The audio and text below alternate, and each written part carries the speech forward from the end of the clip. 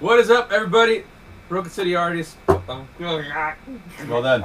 Yeah, we're leaving that, by the way. No redos. No What drafts. is this? This is episode 16. 16. Yeah. I haven't been here in a while. Yeah, you haven't. You've been out. This is Gannin. This is Mike Jackson.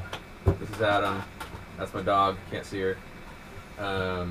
And this is the first podcast with all of us back together post WGI Finals. Oh, man. So let's. I know some of you guys that are watching this are involved in that whole world. So how's that whole thing? First, explain what it is for those who don't know.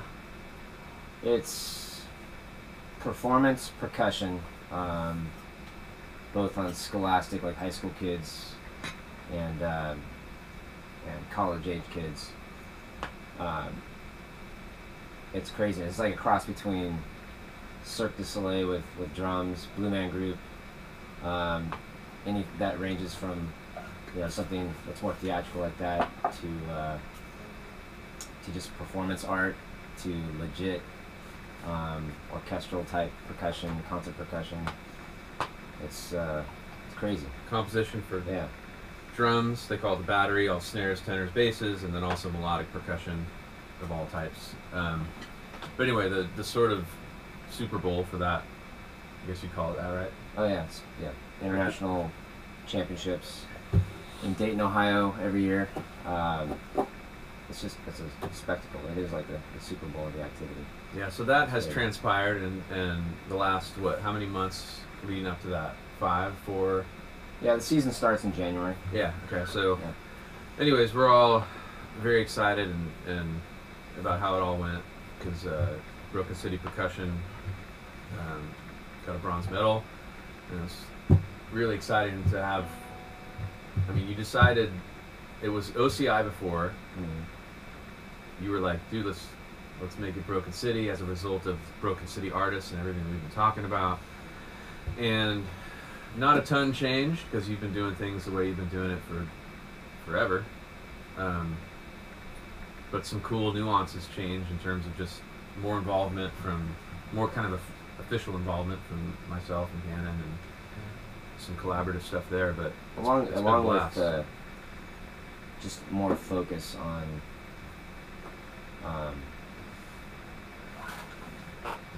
I guess just trying to be happy, like stay on the road of happiness.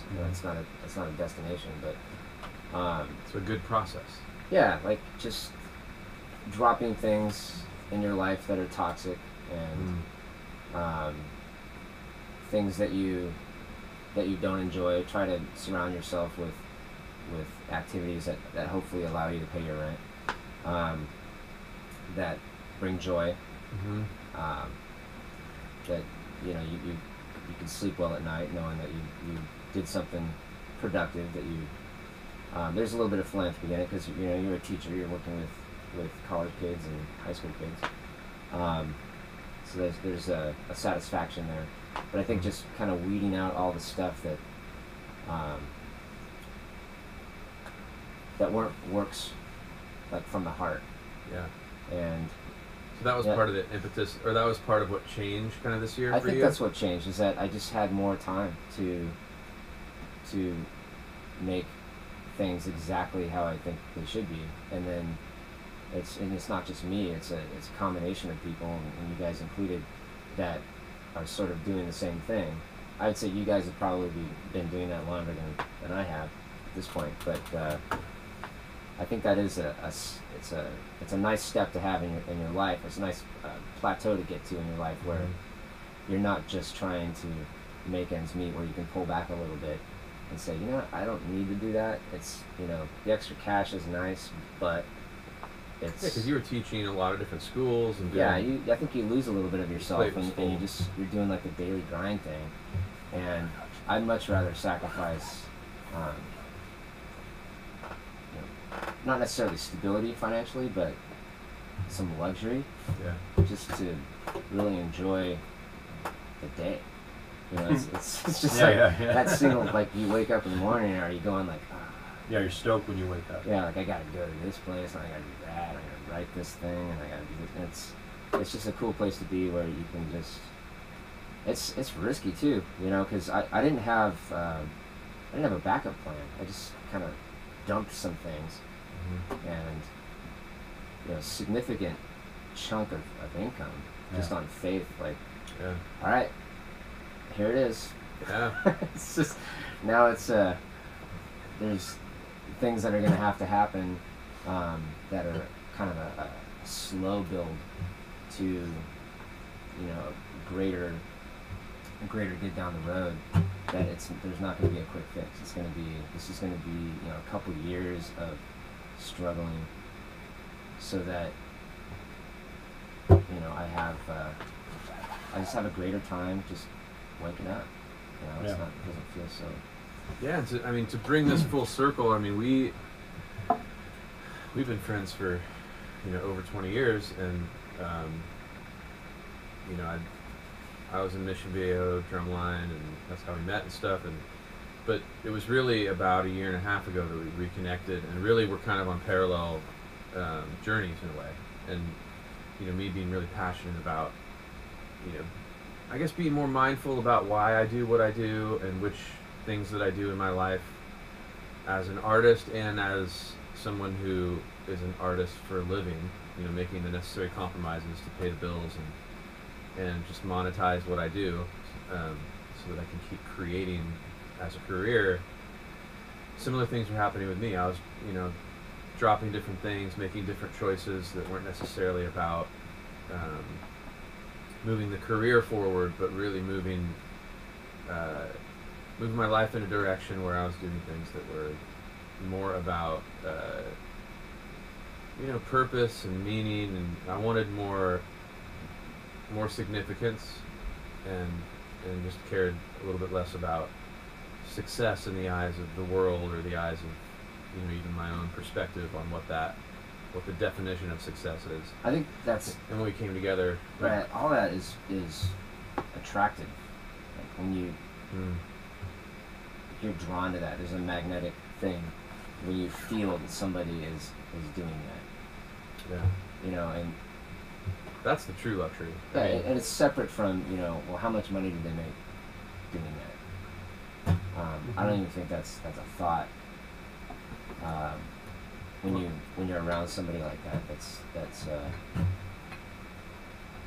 driven by just doing things that make them happy. Like regardless of what it is, if it's, you know, a rock climber or a musician or whatever, there's something that, like, we want to know that story. Right. Like when I'm around people like that, it's like, oh, I want to talk to you. I want to tell me about that thing. And the great irony, or maybe paradox in that, is that when you approach stuff from a place of deep personal passion and legitimate enthusiasm that's based on what you really love, and you know, that's infectious, but it also I think gets you the rewards that you were looking for, maybe in a different way before. So to bring it full circle, I think when you said, how about we just dive in and change the name of OCI to Broken City, and really kind of, you know, do what we can to take all these ideas and these changes in our own personal lives and apply, you know, a holistic approach to the art of what you're doing, and just put it all together. You know, you talk about being in the activity of this percussion ensemble world, and how there's sort of an underlying pressure maybe to go after winning, and then that's never been your approach, even though that's an inevitable part of it. It's like, in talking to you and being close to your process, even though I know this has been your process all along, to be a witness to it and to see how bringing our heads together and making it something we actually talk about, as opposed to something that maybe you're doing just in your head and it drives everything you do.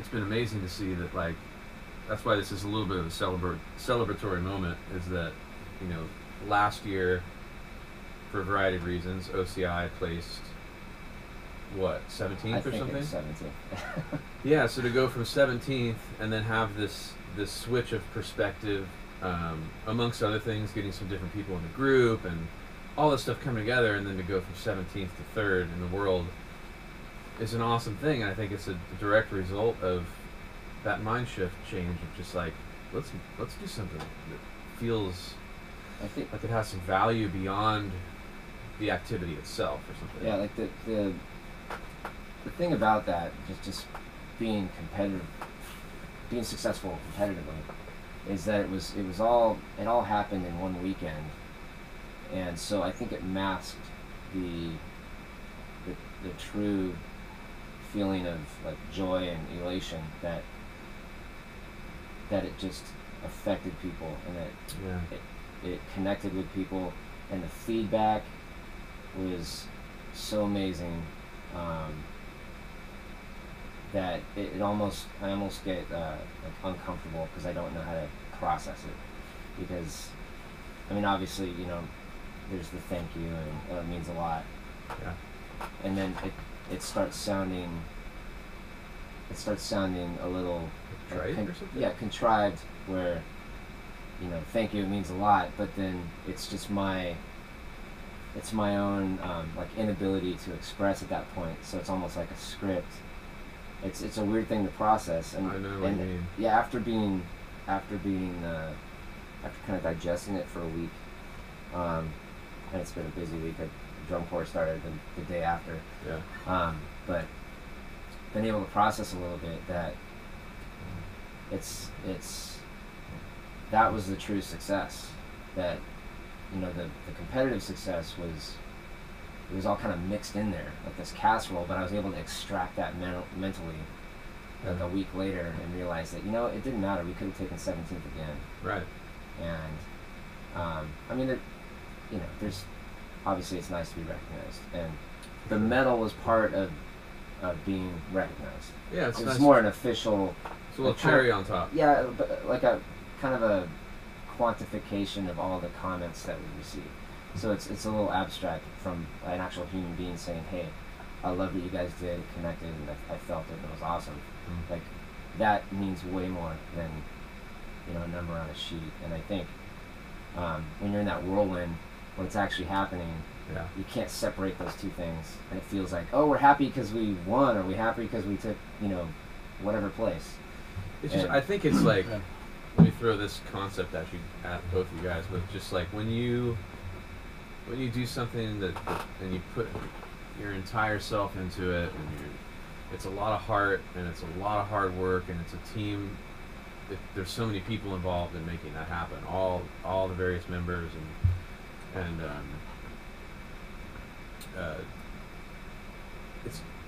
it's almost like all of that leads up to, if it leads up, like in this case, to like a bronze or like some sort of like placement that you can kind of tangibly go like, whoa, and that every step leading up to that was like an authentic step, it just means so much, because it's like, it is that like pat on the back thing for a job well done, not like a, oh yeah, we placed because we were trying to place. It's more like, this is absolutely the most valuable, like tangible result to an end of the season. yeah, In my career, absolutely, by far, like without even like second guessing it.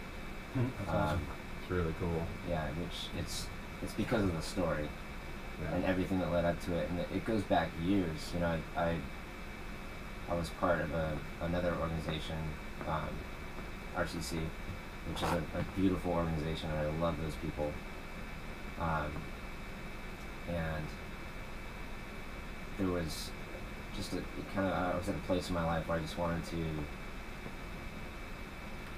try something different. Yeah. I wanted to,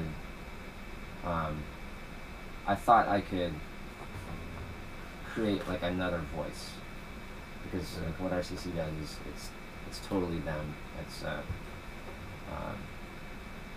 Sean Vega and the team, like they have their own voice, their own identity, and it was so strong, like without me, that even though I felt part of that family, and I'm sure my voice worked its way in there somehow, I felt like this thing, it doesn't need me to exist. Like I can create another voice, which I've always felt like in the grand scheme of things that the more variety and the less homogenized an art form is, the better it is for fans, experience, just taking that in as a spectator.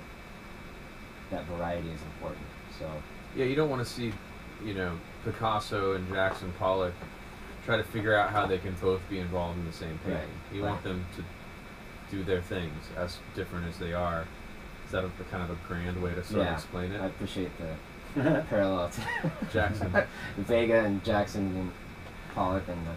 But it's just anyway, like a very easy thing to grab. You got like two very different ways Right. of doing it, and sometimes trying to mix the two isn't as good as separating them. Right, and peacefully. it is like a parallel path thing, which that conversation's come up before, where like you're rooting each other on and you respect what's going on both sides. Yeah. Like you're not on the same path, but you're like looking over and going, "Nice job, guys," and Totally. you're staying focused on what you're doing. Yeah. And they're all different kinds of artists, and I think, this term can come across pretentious, but being a visionary type artist, it just means that you sort of see a whole thing in your head, and you set off on your path of thousands of choices going after a whole thing. And it's a discovery process still, but I think knowing you and knowing that you are a visionary type artist who also gets in there, doesn't know what's going to happen. You do a little bit of both, but when you have a vision, anybody out there watching, if you're the kind of artist that has that sort of approach to the arts, where you have kind of a vision approach, you do need to sort of, be the author of your own destiny, or the master of your own destiny, and kind of allow yourself to be at the helm of something. And I think that's kind of what you're doing with Broken City, is you're kind of at the top with a vision, and then you're bringing in other artists with their own skill sets and organizing it all. And To do everything I don't know how to do. right. Yeah, that's the thing, is what's pretentious about the idea of a visionary is that you think of some sort of like, I don't know, authority figure in a bad way, or somebody who's sort of on a high horse, but that's not really what it is. It's just I don't. a different way of creating. And that's tough. Even like just hearing you say artist, visionary, it's so hard to hear those words, especially when to some people it's just drums in a gym. Yeah. It's just, I you think, gotta redefine the words. Right. I think it's just, it's like, this is what I know how to do. Or, this is what I attempt to learn everything about how I do. It's every year is, I don't feel like I know everything. Yeah. Every year is like, here we go again. You gotta reinvent yourself. You gotta reinvent, so you're not telling the same story over and over. Yeah, or using a template. Right. People start Templates are bad. But that's the scary part too. Is there's a chaos factor every year. But yeah, I guess it's tough to hear that, because again, I don't know how to process it. But it is like I'm a human being, and this is like my life. So it might be a small little dot, significant to the world. Yeah. But I think if everybody, no matter who you are or what you're doing, if everybody makes what they do have a feeling or a sense of importance, Yeah. then the world's a better place. We should all look at ourselves as creative contributors to humanity, like no matter what we're involved in. And in a sense, that's what the show is inevitably about too, the show cage. Like, where it ended up with, one person in the middle of the floor kind of going like, alright, I'm on my own, that's not a bad thing, like that. It is kind of representative of everything we're talking about. It's breaking through your own barriers, mental, perceived, real or not. That's, that's the cage, and it is a very personal thing, and it's a personal statement kind of collectively expressed. And it's been awesome to be able to do that. And it seems like only a few weeks ago that ending came to be. We were in there on the piano and figuring it out, and it came together in like 10 minutes, and then all of a sudden a week later you were choreographing the ending, and We performed it that night. Yeah, he performed. That's right. He performed it that night. It wasn't And a we week got later. and we got kicked out of that school. Yep. Yeah. That's crazy. I mean, that's a whole other story. But I don't even know if I'm allowed to say it, but I'm gonna say it anyway. One of our staff members got fired from that school from that block. Like, we had one block, and a school just Wow. Intense. yeah. yeah. So to explain it, we were here in this studio back over on the piano, figuring out what the any Mike was all like. I've never seen you so excited and sort of in vision mode, and I was just like, all right, I'm just tell me what you're thinking, you know.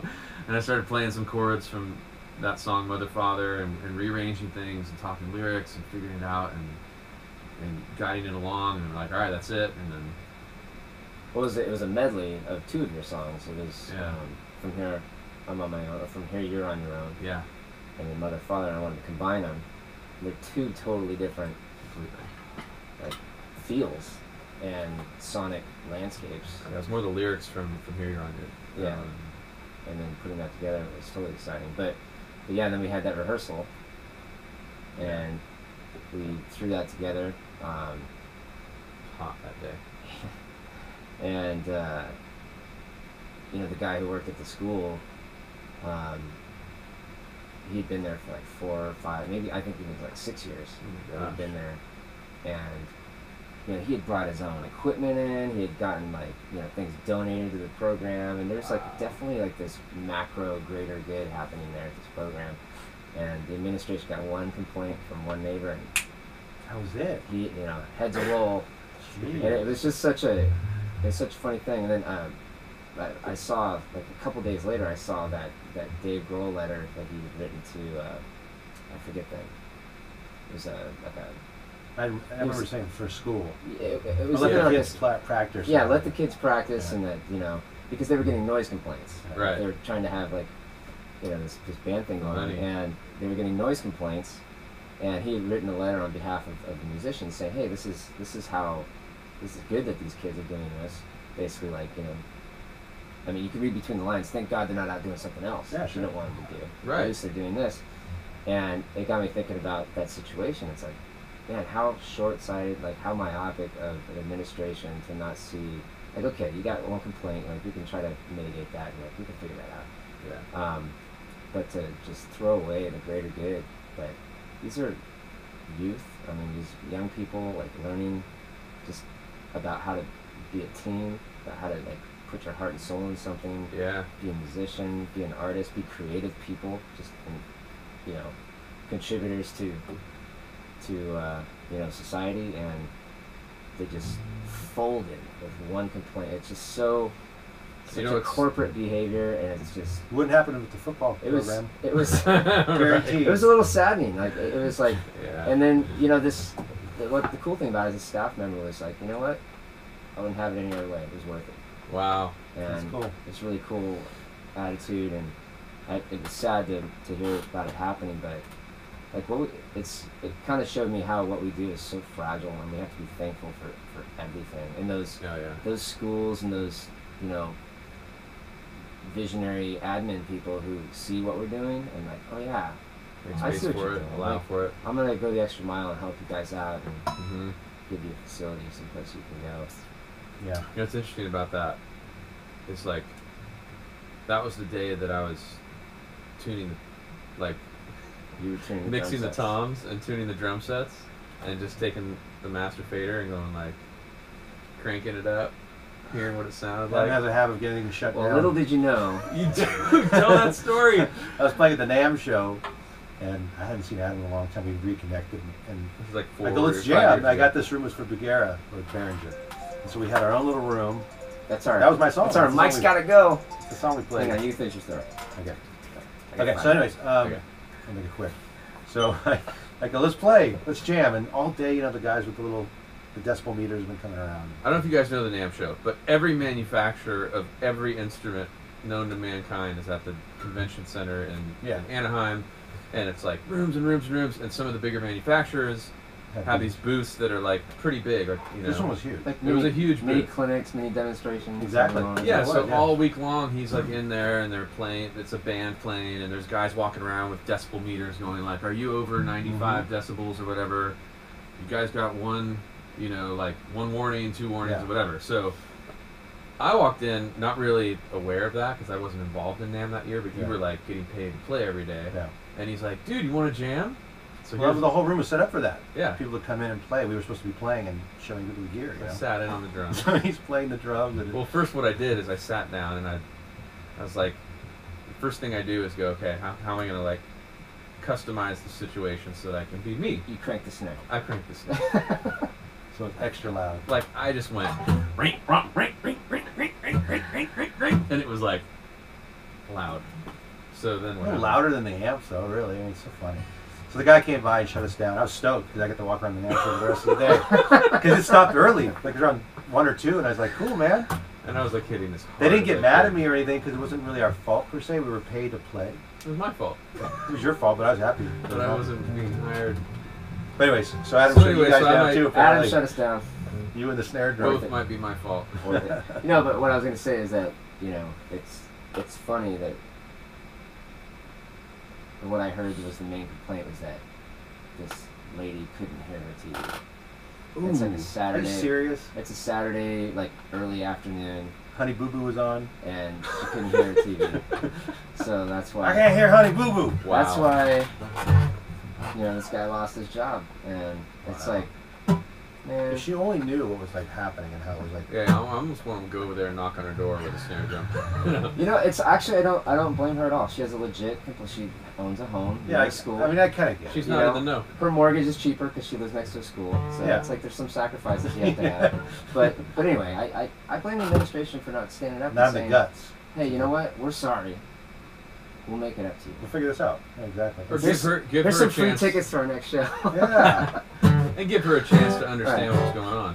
They could have talked her through it for sure. One thing I wanted to do too is shine a light. Obviously, Gannin, I mean, Mike and I have been like, and you're sitting here listening, but I don't think a lot of people know what you contributed to. Oh yeah. How can I contribute? What are you doing? What are you doing? Step out here? of frame for a second here. So, All right, What did I do? get this thing ready. oh yeah, This is. So I was telling Gannon earlier. He tried to put this on I got hit by in the face. himself. Yeah, and like it's a breach of etiquette. You never put on your own medal. And I didn't get it right. Did I get it around my neck? No, I did. Oh, that's wow. right. Don't say that.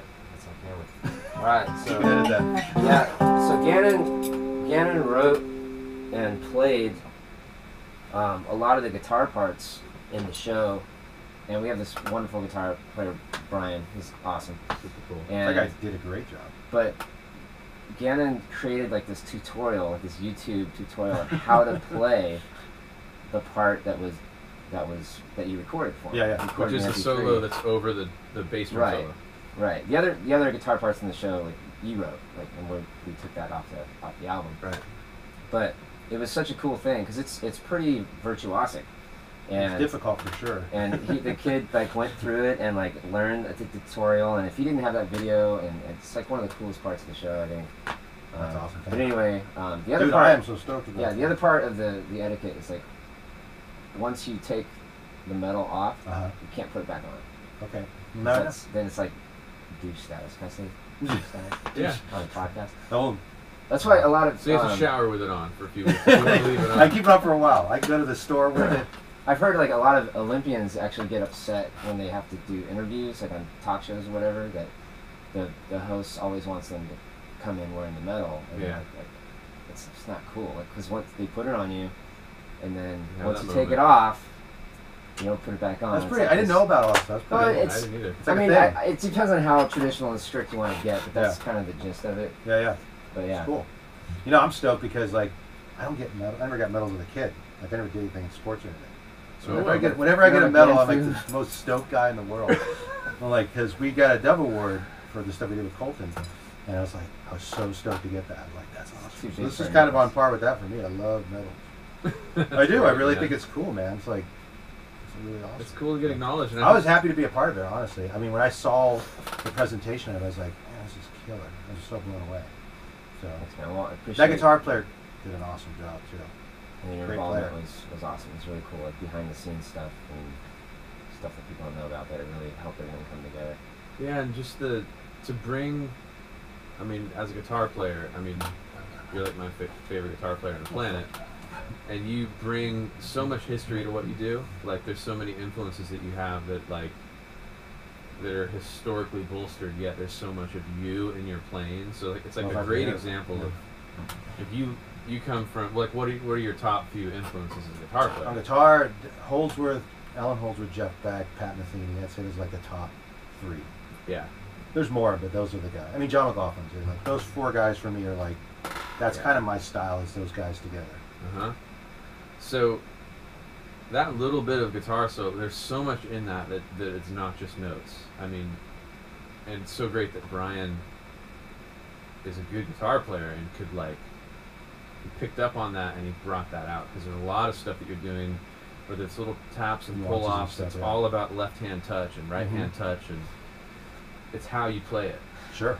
I was laughing because like pretty much every response to that, it was a bass solo moment, well, which was actually a duet with the guitar. Right. So bass line and guitar, but it was always, oh yeah, mine's a guitar, and the bass is just like, what are we doing over here? Stealing my thunder. What are we doing over here? We got to write him a bass solo. No, it was really cool. I hate to bail early. I don't know if you guys are going to continue, but I have a meeting with actually something to do with Broken City Percussion. Oh, great. Just to ensure our team for next year. So Nice. I want to. It's kind of cool that we had this podcast. It's like a high note to a really cool thing. And I'm happy to be a part of it. That was really awesome. Can't wait to do it again. Thanks, Brett. Thank you. Thank you. Dude. Yes.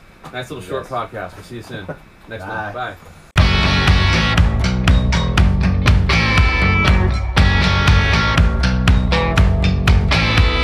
Ringing sound